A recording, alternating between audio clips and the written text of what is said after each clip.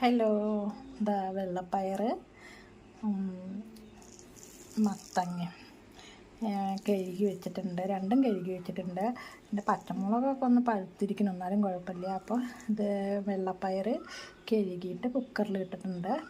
മത്തങ്ങ നമ്മുടെ അരിഞ്ഞിട്ടുണ്ട്. പച്ചമുളക് പഴുത്തിരിക്കുന്നുണ്ട്. ഒരു പച്ചമുളക് ഇല്ലാതെ പഴുത്തിട്ടില്ല, ബാക്കിയൊക്കെ പഴുത്തിട്ടുണ്ട്, എന്നാലും കുഴപ്പമില്ല.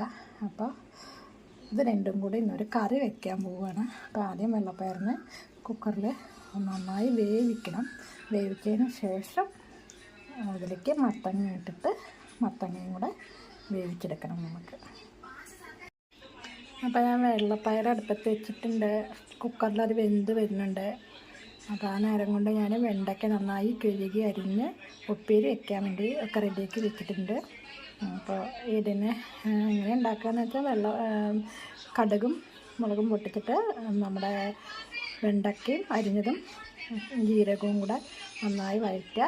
ആവശ്യത്തിന് ഉപ്പും ചേർത്ത് വഴറ്റിയ ശേഷം അതിലേക്ക് മുളക് പൊടി മഞ്ഞൾപ്പൊടി ഇട്ട് നന്നായി വഴറ്റി ആവശ്യത്തിന് വെള്ളം ചേർത്ത് അതിന് വറ്റിച്ചെടുക്കുക. അപ്പോൾ എൻ്റെ മത്തങ്ങ വെള്ളപ്പയറും കറി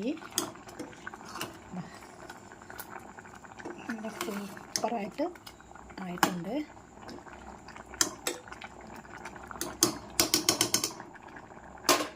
ഇവിടെ വെണ്ടയ്ക്ക റെഡി ആയിട്ടുണ്ട്, ഉപ്പേരി. അപ്പോൾ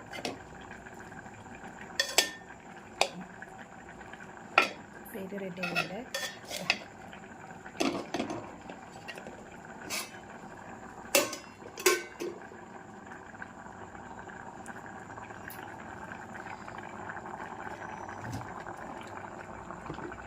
ഇനി ഇതിലേക്ക് കുറച്ച് തിളച്ചില്ലേ, ഇനി നമുക്ക് ഇതിലേക്ക് കുറച്ച് വെളിച്ചെണ്ണ ഒഴിച്ച് കൊടുക്കുക. അതിന് മേലെ കുറച്ച് വെളിച്ചെണ്ണ ഒഴിച്ച് കൊടുത്തിട്ടുണ്ട്. അത്രയും മതി. നമ്മുടെ മത്തങ്ങയും വെള്ളപ്പയറും കറി റെഡിയായി. നമ്മുടെ വെണ്ടയ്ക്കപ്പേരി റെഡി ആയിട്ടുണ്ട്.